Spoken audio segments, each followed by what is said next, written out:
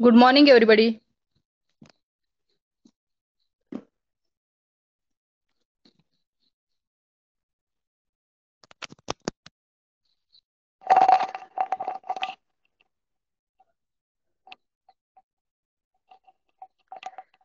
सर्वांना आवाज येतोय?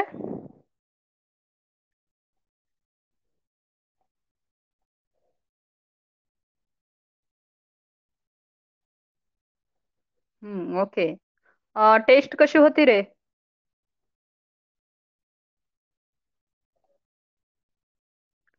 टेस्ट कशी होती? सिंपल. ओके.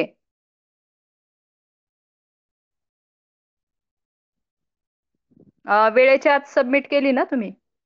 मॅम सोपी होती. ओके.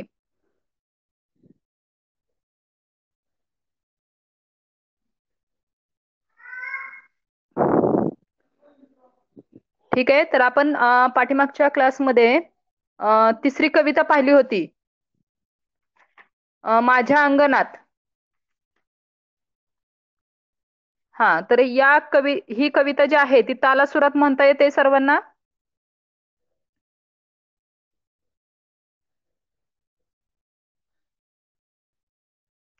माझ्या अंगणात. ओके. तर याचे स्वाध्याय सर्वांनी सोडवलेत?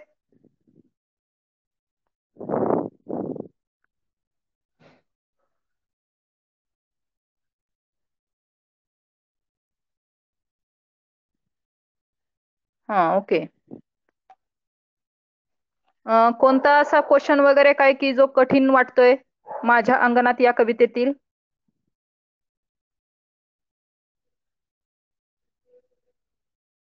कोणताही क्वेश्चन कठीण नाही. ओके. सर्व समजलंय?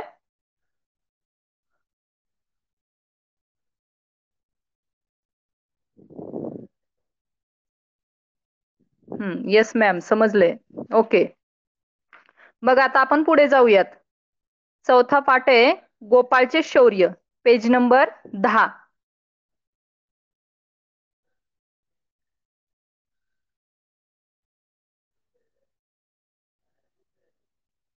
मी स्क्रीन शेअर करते. पहा, दिसत असेल तर ठीक आहे, नाहीतर मग तुम्ही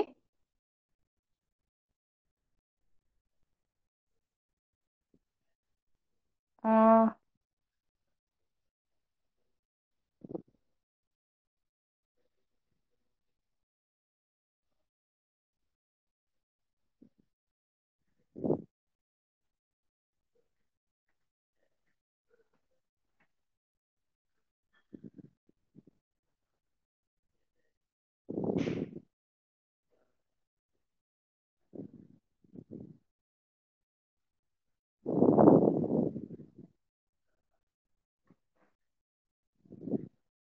बरं ठीक आहे. गोपाळचे शौर्य हा पाठ काढायचा आहे, पेज नंबर 10. स्क्रीन नाही दिसत आहे ना?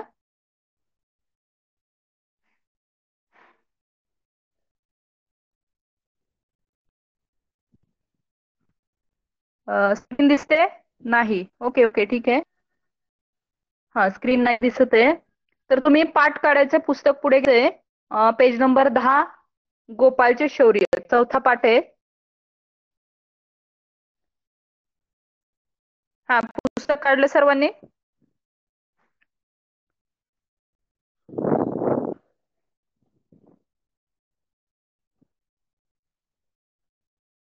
पुस्तक घेतलंय सर्वांनी पुढे? Yes or no? आवाज येतोय? हा, येस. ओके ओके, ठीक आहे. तर चौथा पाठ आहे गोपाळ शौर्य. आता शौर्य म्हणजे काय? पराक्रम. शौर्य म्हणजे पराक्रम, शूरता.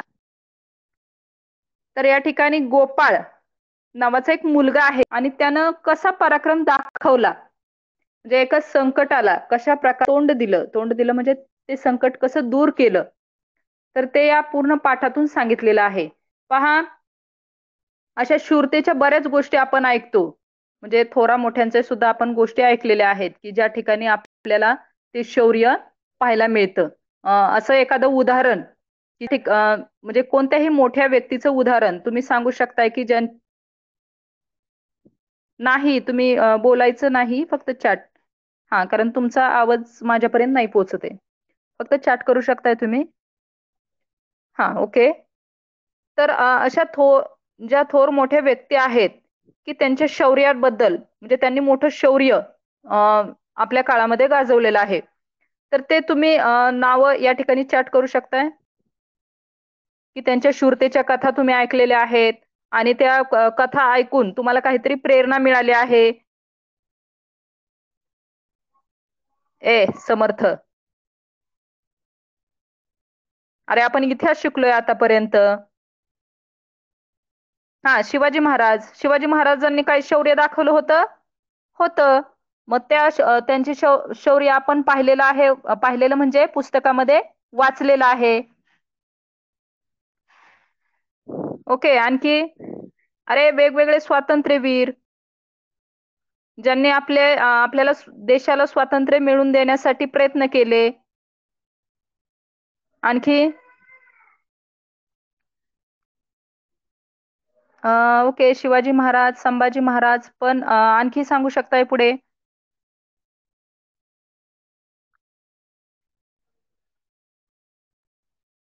मराठी राहू द्यात, इंग्लिश मध्ये टाईप केलं तरी चालतंय. ओके, महात्मा गांधी.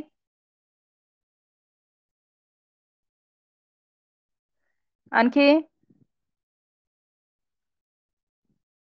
अरे 15 ऑगस्ट च्या दिवशी किंवा 26 जानेवारीच्या दिवशी ज्यावेळी आपण भाषण करतो, तर त्यावेळी आपण काय करत असतो? हा, ठीक आहे, पृथ्वीराज चव्हाण सुद्धा आहेत, ज्यांच्या शूरतेच्या कथा आपण वाचलेल्या आहेत.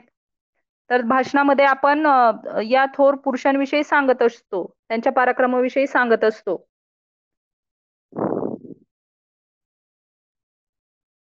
ठीक आहे. अहिल्याबाई होळकर, बाबासाहेब आंबेडकर, लाल बहादूर शास्त्री, भगतसिंग. हा, तर अशा प्रकारे जे शूर, ज्यांनी शूरता दाखवली, तर त्यांची नावं तुम्ही या ठिकाणी सांगितलेली आहे. ठीक आहे, चांगली गोष्ट आहे, तुम्हाला बऱ्याचशा गोष्टी माहिती आहेत. पंडिता रमाबाई, हो, त्यांनी सुद्धा आपल्या काळामध्ये खूप चांगलं कार्य केलेलं आहे. म्हणजे ज्या गोष्टीपासून, ज्यांच्या कार्यापासून आपल्याला प्रेरणा मिळते. ओके, ठीक आहे. हा, तर चौथा पाठ आहे गोपाळचे शौर्य. आता गोपाळ तुमच्यासारखाच एक मुलगा आहे, शाळकरी मुलगा आहे, परंतु त्याने सुद्धा कशा प्रकारे धाडस दाखवलेलं आहे, कशा प्रकारे पराक्रम केलेला आहे, तर हे या पाठातून सांगितलेलं आहे. पाठाच्या लेखिका आहेत लक्ष्मी कमल गेडाम. त्यांचा जन्म आहे 1956. त्या कवयित्री आहेत, कथाकथनकार आहेत.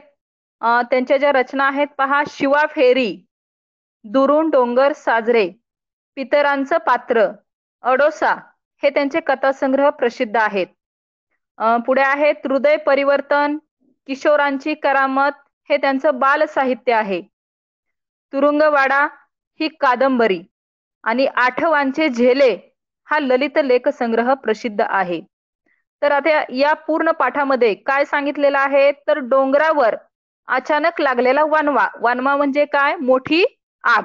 वणवा म्हणजे मोठी आग, व त्याची आग विझवण्यासाठी गोपाळने केलेले प्रयत्न, याचे वर्णन प्रस्तुत पाठामध्ये केले आहे.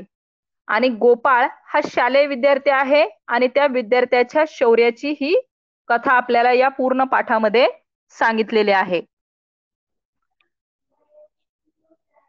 तर पाठ आपण पाहूयात. तर आता इथपर्यंत आपण पाहिलं की शौर्य म्हणजे काय, तर पराक्रम, साहस, शौर्य कुणी कुणी दाखवलं, त्या थोर मोठ्या महापुरुषांची तुम्हाला नावं सुद्धा माहित आहेत, त्यांच्या कथा तुम्ही वाचलेल्या आहेत. तर हे तुम्हाला इथपर्यंत समजले. तर आता आपण पाठाला सुरुवात करत आहोत. नागपूर जिल्ह्यातील नरखेड तालुक्यात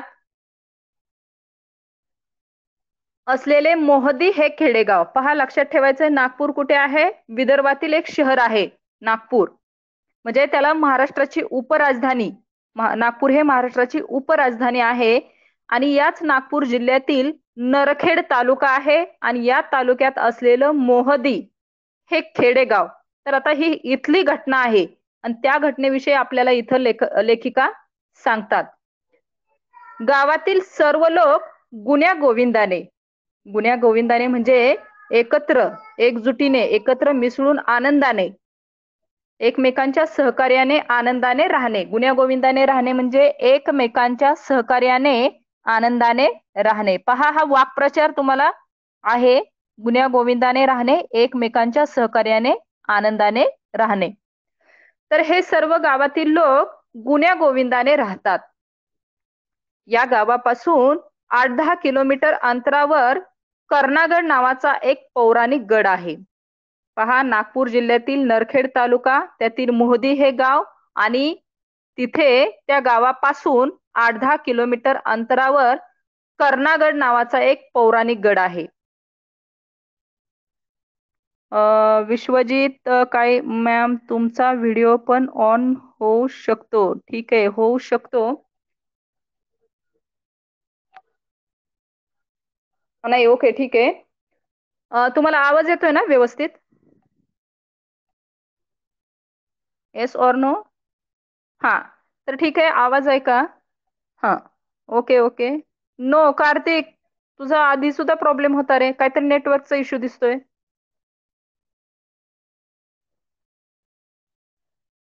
ठीक आहे. आर्यन नाही आल, पाच जण म्हणजे तुम्ही 4 जण आहात. समर्थ आहे. ओके ओके, ठीक आहे. विश्वजित आहे, कार्तिक आहे.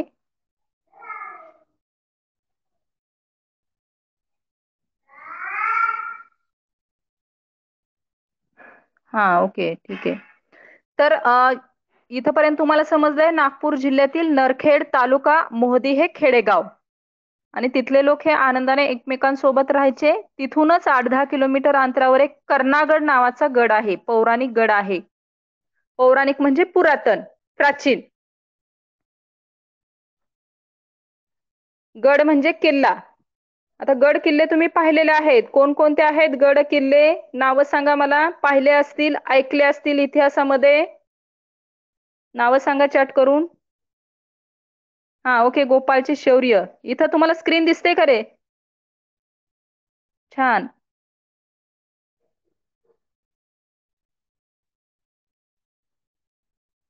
हा, ओमकार आहे. ओके. रायगड, रायगड पाहिलाय?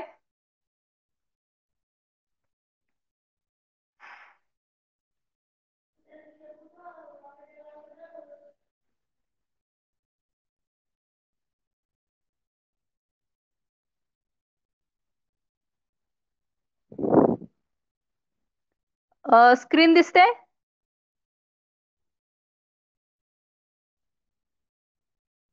नो.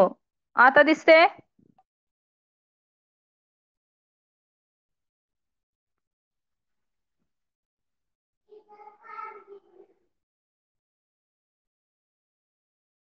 नो. ओके, असू द्या, ठीक आहे. रायगड आणखी इथं तुम्ही सेंड केली ना? विश्वजित, विश्वजित. हा, ओके. तर रायगड, मला एक रिप्लाय आलेला आहे, रायगड. आता आणखी कोणकोणते गड आहेत, किल्ले आहेत? हा, दिसते. ओके, ठीक आहे, चांगली गोष्ट आहे. हा, ओके, दिसते.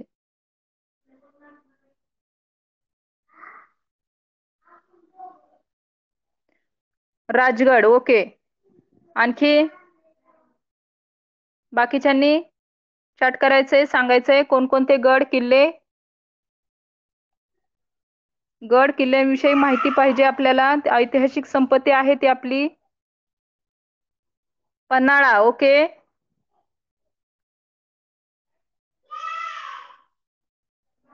आणखी विशाळगड, प्रतापगड.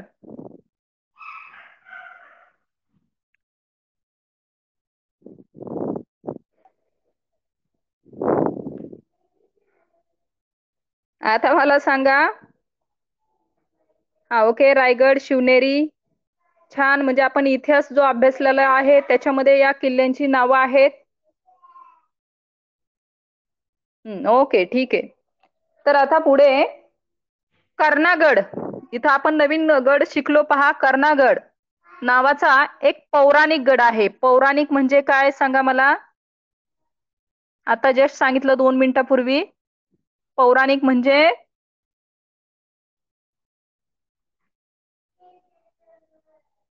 हा कर्णागड, पण पौराणिक गड म्हणजे काय? पौराणिक म्हणजे काय?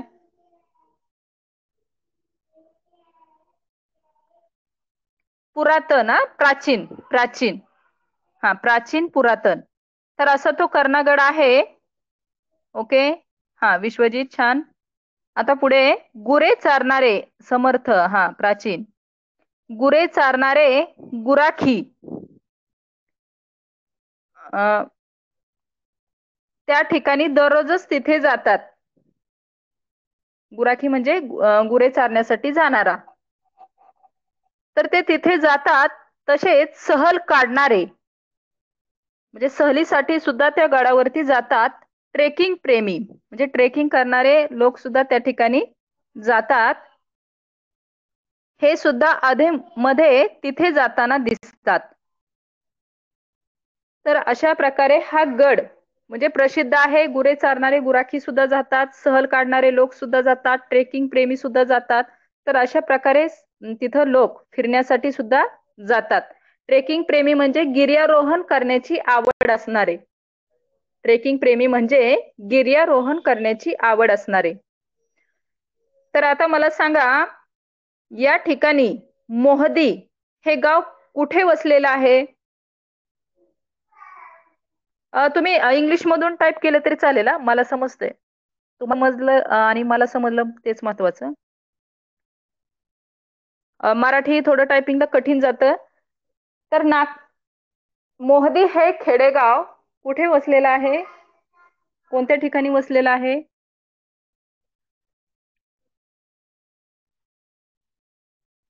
हा, नागपूर जिल्हा. पुढे आता पुढचं सांगा मला. नागपूर जिल्हा, त्याच्या पुढे इंग्लिश मध्ये टाईप केलं चालेल.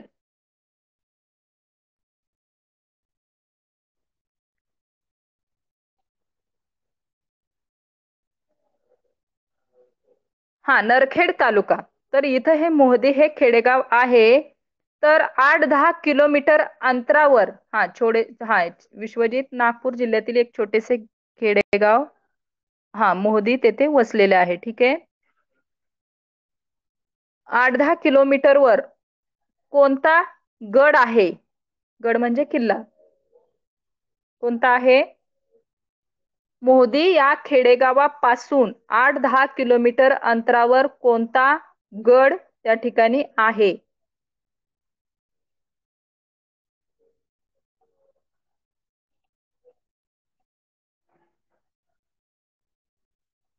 हा, ठीक आहे, कर्णागड. ओके. आता गडाच्या पायथ्याशी मंदाकिनी नदी बारमाही झुळझुळत असते. बारमाही म्हणजे 12ही महिने. बारमाही म्हणजे 12ही महिने झुळझुळत असते, वाहत असते. नदीच्या दोन्ही तीरांवरील, तीर म्हणजे काठ, नदीच्या दोन्ही काठांवरील शेतमळे 12 महिने, हा 12 मंथ्स, 12 महिने, ओके, हिरवेगार असतात. पावसाळ्यात आणि हिवाळ्यात तर हा प्रदेश पाचूचा वाटतो. आता पाचू बद्दल तुम्हाला काय माहिती आहे? पाचू, मला वाटतं पाठीमागे पाचू हा शब्द आपल्याला गेलेला आहे. पाचू काय आहे? पाचू नाही, हे गेलेलं आहे. कवितेमध्ये गेलंय ना पाठीमागे. नाही माहित. पाचू हे एक रत्न आहे आणि ते हिरव्या रंगाचं असतं. ओके, पाचू हे एक रत्न आहे, ते हिरव्या रंगाचं असतं. हा, समजले? पाचू हे हिरव्या रंगाचं एक रत्न आहे. ओके. तर म्हणजे तो पावसाळ्यामध्ये तिथला जो प्रदेश आहे. आता आपण पाहतो की ज्या ठिकाणी पाणी आहे पहा, गडाच्या पायथ्याशी मंदाकिनी नदी वाहत आहे आणि आपण नदी ठिकाणचा, नदीच्या आसपासचा परिसर कसा असतो? नेहमी हिरवागार असतो. तर ही मंदाकिनी नदी, हा ही पाचू हे पाचू पाचू पाचू हे रत्न आहे. समर्थ, पाचू हे रत्न आहे, ते हिरव्या रंगाचं आहे. हा, हिरव्या रंगाचं रत्न. ओके. तर या ठिकाणी नदी वाहत आहे, त्यामुळे नदीकाठचा जो परिसर आहे तर तो हिरवागार आहे. हा, ओके ओके, पांढरा आणि लाल रत्न झालेला आहे. तरी मी म्हणते की काहीतरी आपलं पाठीमागे रत्नाविषयी आपण अभ्यासला आहे. हा, तर पांढरा आणि लाल रत्न. तर लाल रत्नाला काय म्हणतात? लाल रत्न सांगा बरं मला. त्याच्यासाठी आपला शब्द गेलेला आहे माणिक. माणिक, माणिक हे कसं असतं? लाल रत्न असतं. आणि पांढरा आपण मोती पाहिलेला होता, असंच ना?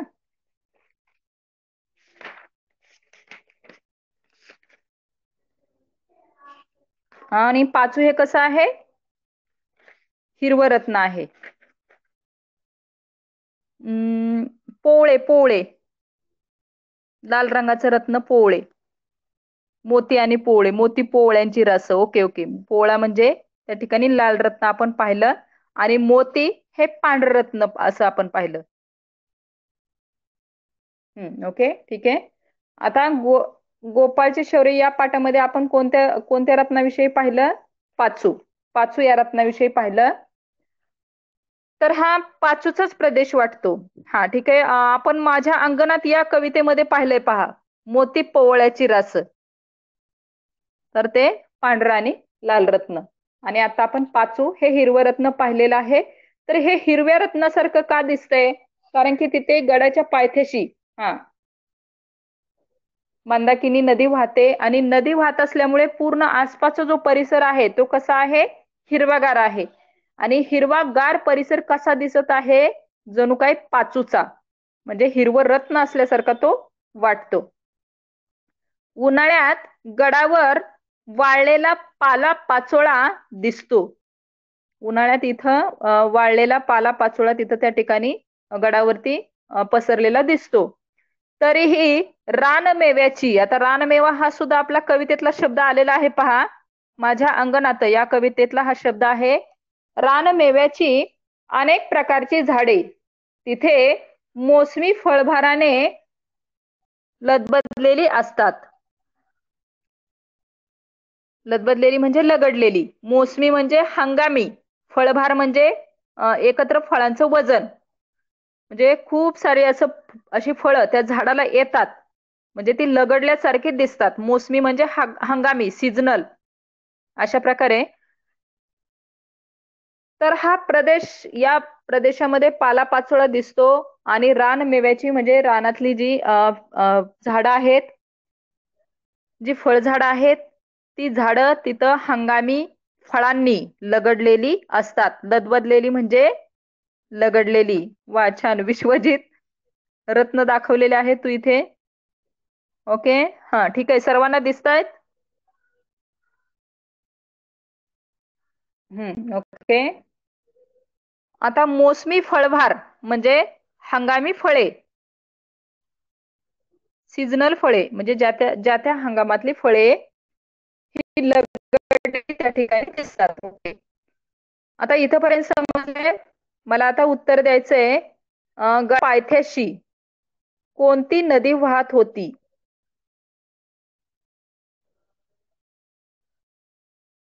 गडाच्या पायथ्याशी कोणती नदी वाहत होती?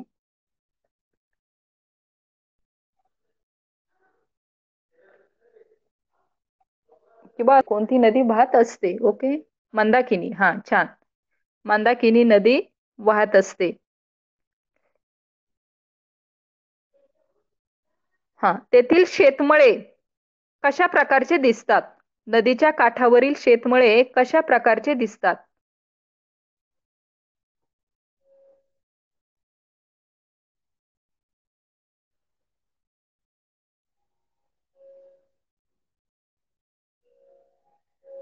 हा, हिरवेगार. तुम्हाला एकमेकांचं चार्ट दिसतंय ना रे? Yes or no? दिसतंय, कारण ते स्क्रीन दिसण्यासाठीच मी ठेवले ते. हा, ओके. हा, ठीक आहे, ठीक आहे, ओके. असू द्यात.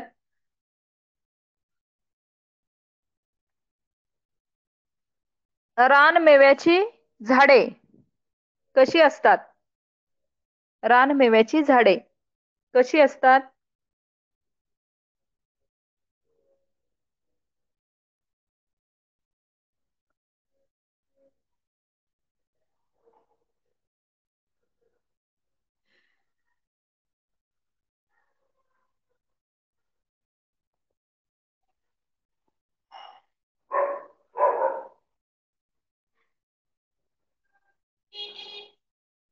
ती नाही.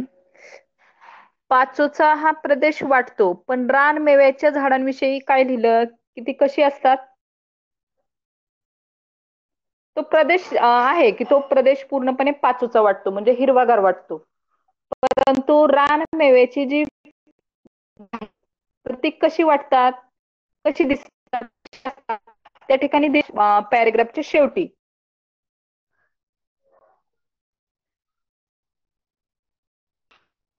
पॅरेग्राफच्या शेवटी पहा, आहे शब्द रानमेव्याची झाडे.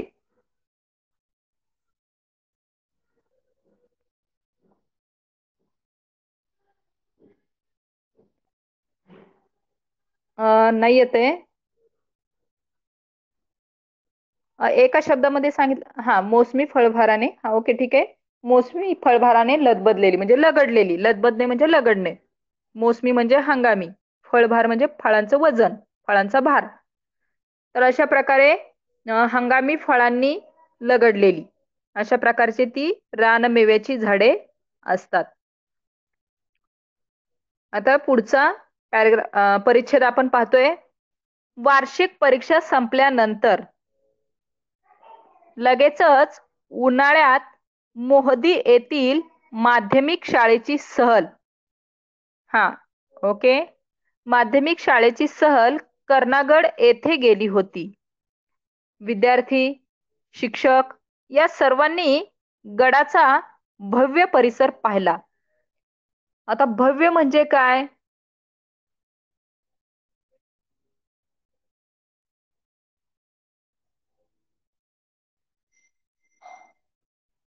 मोठा, ओके, ठीक आहे. मोठा, विस्तीर्ण. विस्तीर्ण म्हणजे मोठा, विस्तार असलेला, म्हणजे मोठा परिसर अशा प्रकारे. तर कर्नागड येथे मोहदी येथील माध्यमिक शाळेची सहल गेली होती आणि विद्यार्थी आणि शिक्षक त्या ठिकाणी जाऊन हा गड आणि त्या गडाचा मोठा जो परिसर आहे तो परिसर पाहतात. गडावरील फेरफटका पूर्ण झाल्यावर म्हणजे तिथं फिरून झाल्यानंतर प्रत्येकाने आपापले कला गुण सादर केले. म्हणजे प्रत्येकाने आपापली जी कला होती, त्यांच्यामध्ये जे गुण होते, कला होत्या, त्या सर्वांनी त्या ठिकाणी सादर केल्या. सादर करणे म्हणजे प्रकट करणे, म्हणजे दाखवणे, प्रेझेंट. सादर करणे म्हणजे प्रकट करणे, दाखवणे, म्हणजे टू प्रेझेंट.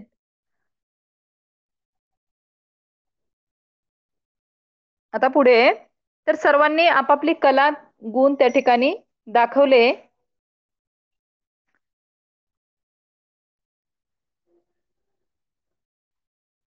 विद्यार्थ्यांचा संपूर्ण दिवस छान मजेत गेला. सर्व मुले गड उतरून खाली आली. तर अशा प्रकारे सहलीच्या ठिकाणी ती गेलेले आहेत, त्यामुळे त्यांचा पूर्ण दिवस त्या ठिकाणी एकदम मजेत छान असा गेला. आणि सर्व मुले गड उतरून खाली आली. आणि सर्व मुले त्या ठिकाणी गड उतरून, आधी ती गड चढून वरती गेली होती, तिथला परिसर पाहिला. आता ती मुले तिथं त्या ठिकाणी छान मजेत दिवस घालून त्या खाली उतरून येतात. आता मला सांगा, तुम्ही कोणकोणत्या ठिकाणी सहलीला गेला आहात?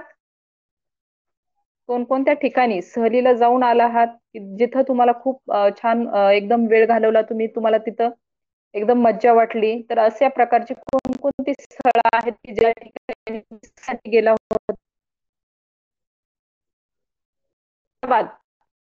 ओतूर, ओके. आणखी?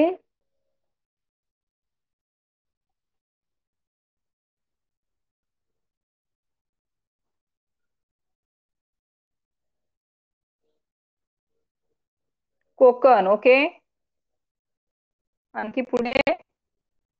शॉने द्यायचा रिप्लाय, कारण आपण कुठे ना कुठे फिरतो. गुजरात. ओके ठीक आहे. पुणे. ओके छान आहे. ओके ठीक आहे. हा तर या ठिकाणी तुम्ही, हा तिथे गेल्यानंतर खूप मज्जा वाटली असेल.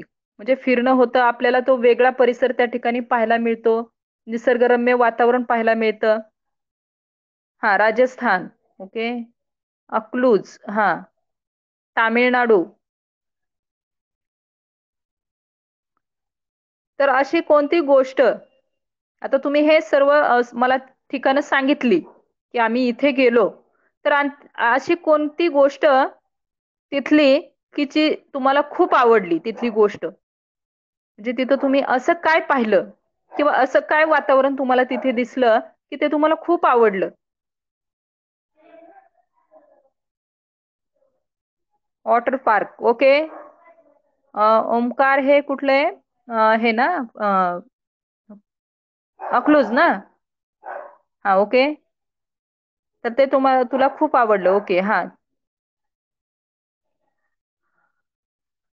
जयपूरचा लाल महाल. ओके. राजस्थान मध्ये गेला होता ना समर्थ? हम्म.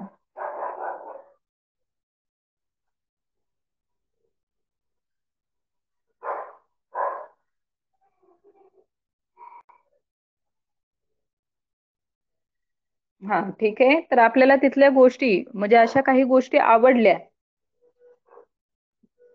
हा गुजरात मध्ये गिरनार पर्वत पाहिला समर्थने. ओके.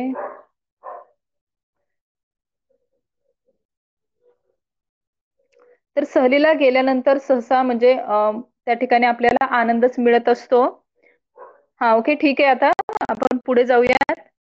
हा गणपती. हा समर्थ आणखी आंध्र प्रदेश मध्ये बालाजी. ओंकारने गणपतीपुळे. हा कोले ते सांगितलं त्याने, कोकणामध्ये गेला होता. गणपतीपुळे हे ठिकाण त्याला आवडलं. समर्थ आंध्र प्रदेश मधील बालाजी. हा ठीक आहे. तर आपल्याला हे ठिकाण त्यांच्या, हा गोवा मधील चोरला घाट. ओके छान विश्वजित. तर आपल्याला ती ठिकाणं त्यांच्या वैशिष्ट्यांमुळे आवडतात. म्हणजे त्या ठिकाणी त्या तिथे गेल्यानंतर आपल्याला हा हैदराबाद मध्ये रामोजी फिल्म सिटी. ओके ठीक आहे. तर आता आपण पुढे जाऊया. ठीक आहे. ओके. तर फेरफटका पूर्ण झाल्यावर विद्यार्थ्यांनी आपले गुण दाखवले, कला दाखवल्या आणि त्यांचा दिवस मजेत गेला. तर मला आता सांगायचंय शाळेची सहल. मोहदे येथील माध्यमिक शाळेची सहल. ठीक आहे. समर्थ झू पार्क हैदराबाद. ओके.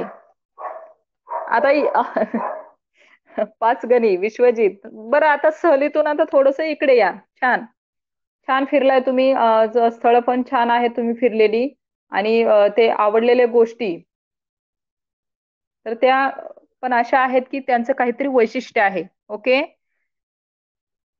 आता मला एक प्रश्नाचं उत्तर द्यायचंय तुम्ही, की मोहदी येथील माध्यमिक शाळेची सहल कुठे गेली होती?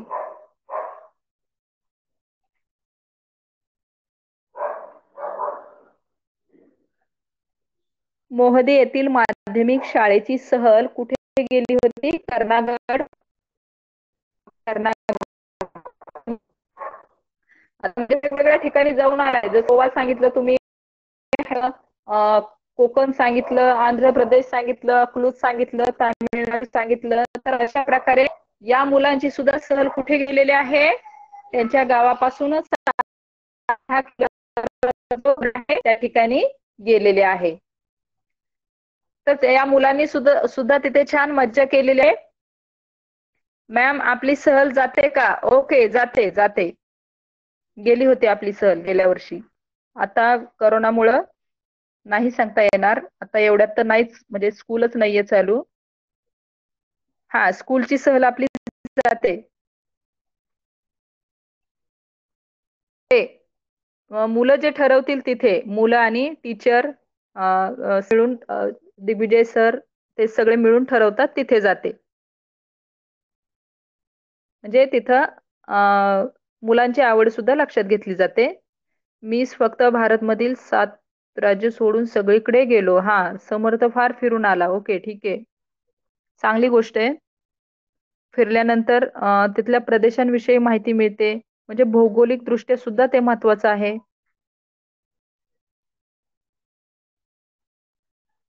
Okay, I am ready. बाळा, नाही लगेच जायचं, सध्या कोरोना आहे.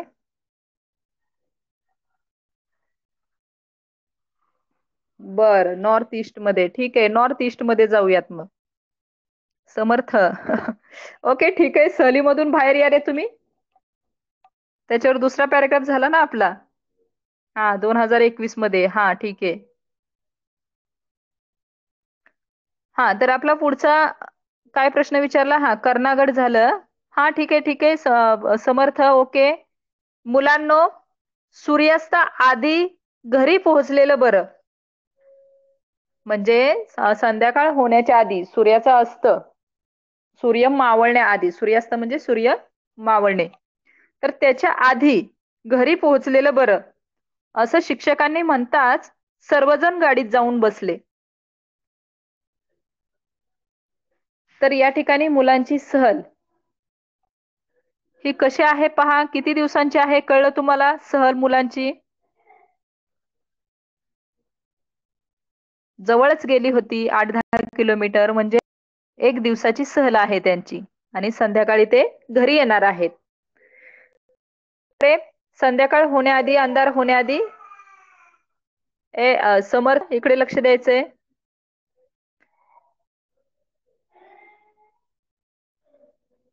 मुलांना, सूर्य मावळण्याआधी आपण घरी पोहोचलेलं बरं, असं शिक्षक म्हणतात आणि सर्वजण गाडीत जाऊन बसतात.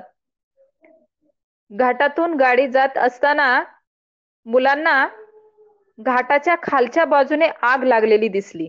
आता पहा, इथं काही चट करायचं नाही. मी जेवढे प्रश्न विचारले तेवढंच बोलायचंय. समर्थ, विश्वजित.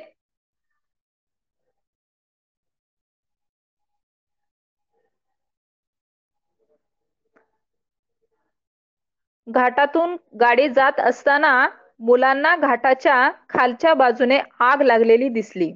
अरे, तो बघा वनवा. वनवा लागलाय, वनवा. गाडीतील एक जण ओरडला. आता वनवा म्हणजे काय? तर वनवा म्हणजे मोठी आग. कुठे लागली होती? की गाडी ज्यावेळेस घाटातून जात होती तर घाटाच्या खालच्या बाजूला आग लागलेली दिसली आणि ती मोठी आग होती. मुलं ओरडायला लागली. गाडीतील एक जण आधी ओरडला की वनवा लागलाय, वनवा. मग ड्रायव्हरनं काय केलं की लगेच गाडीचा वेग वाढवला. नाहक म्हणजे, नाहक म्हणजे व्यर्थ, आपण त्या ठिकाणी सापडू असं त्याला वाटलं. नाहक म्हणजे व्यर्थ किंवा उगीच, अशा प्रकारे. तर तिथं वनवा म्हणजे मोठी आग लागलेली होती आणि नाहक म्हणजे आपण उगाचच, नाहक म्हणजे उगाचच आपण त्या ठिकाणी सापडू असं ड्रायव्हरला वाटलं. आणि सापडू नये म्हणून तो काय करतो? गाडीचा वेग वाढवतो. गाडी पायथ्याशी येत असताना उतारामुळे गाडीचा वेग मंदावला. मंदावला म्हणजे कमी झाला. तर गाडी पायथ्याशी येत असताना तिथं उतार होता, त्यामुळे गाडीचा वेग कमी झाला. गाडी थांबवा, ही आग विझवलीच पाहिजे. 14 वर्षांचा गोपाळ ओरडला. आणि त्याच वेळी 14 वर्षाचा हा जो गोपाळ आहे, आपल्या पाठाचं शीर्षक आहे पहा, गोपाळचे शौर्य. तर गोपाळचं शौर्य आपल्याला इथून पुढे दिसतंय पहा, की सर्व ड्रायव्हर सुद्धा तिथून निघण्याच्या तयारीत आहे. बाकीची मुलं सुद्धा काही बोलत नाहीत. परंतु गोपाळ मोठ्यानं ओरडतो आणि काय म्हणतो? गाडी थांबवा आणि ही आग जी आहे ती आपण विझवलीच पाहिजे. अशा प्रकारे हा गोपाळ ओरडतो. गोपाळच्या या वक्तव्यावर, वक्तव्य म्हणजे बोलणे, बोलण्यावर गाडीतील सारे जण हसले. आता गोपाळ जो म्हणत होता की गाडी थांबवा, आपण आग विझवूयात, विझवलीच पाहिजे, तर या त्याच्या बोलण्यावर गाडीतले सगळेजण त्याला हसतात. अरे वेड्या, ही जंगलाची आग आपण कशी काय विझवू शकू? शिक्षक दरडावून म्हणाले. दरडावून म्हणजे रागावून. तर ते शिक्षक सुद्धा त्याच्यावरती रागावतात आणि काय म्हणतात की ही जंगलाची आग जी आहे ती आपण कशी काय विझवणार? पण ते ऐकायला गोपाळ गाडीत होताच कुठे. म्हणजे शिक्षक त्याला रागावून म्हणतात की आपण ही आग विझवू शकणार नाही. परंतु हे ऐकण्यासाठी गोपाळ तिथे थांबलाच नाही, तर कुठे गेला? त्याने तर लगेच गाडीतून उडीही मारली होती. जे गाडीतून तो उडी मारून त्या ठिकाणहून निघून गेला होता. कशासाठी? त्याला परत गाडीत घेण्यासाठी ड्रायव्हरलाही नाईलाजाने गाडी थांबवावी लागली. आणि या गोपाळला परत घेण्यासाठी, म्हणजे आता गोपाळ खाली उतरलाय, म्हणजे या ड्रायव्हरला सुद्धा गाडी थांबवणं भागच होतं. जे त्या ठिकाणी गोपाळला परत गाडीतून नेण्यासाठी गाडी त्या ठिकाणी थांबली. हा, आग विझवण्यासाठी गोपाळ त्या ठिकाणहून निघून गेला. ओके. तर ड्रायव्हरने गाडीचा वेग का वाढवला?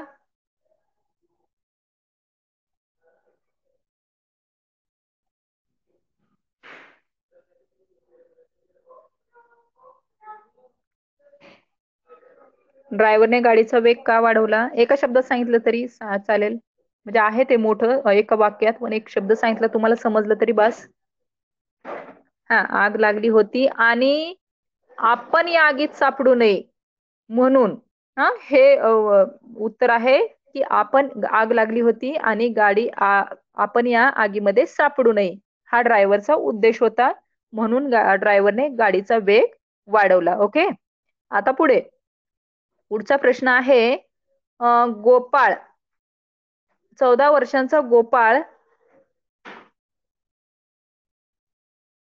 हा, 14 वर्षांच्या गोपाळने ओरडून काय सांगितले? 14 वर्षांच्या गोपाळने तो ओरडला, किंवा नुसतं गोपाळने ओरडून काय सांगितले?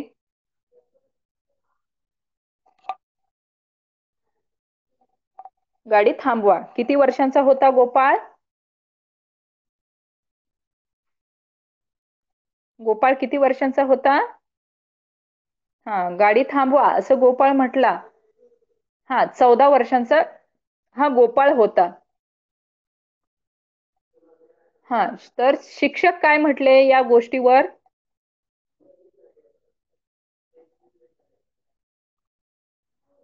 हा, गोपाळ असं म्हटला की ही आग आपण विझवलीच पाहिजे. पण या गोष्टीवर शिक्षक काय म्हटले?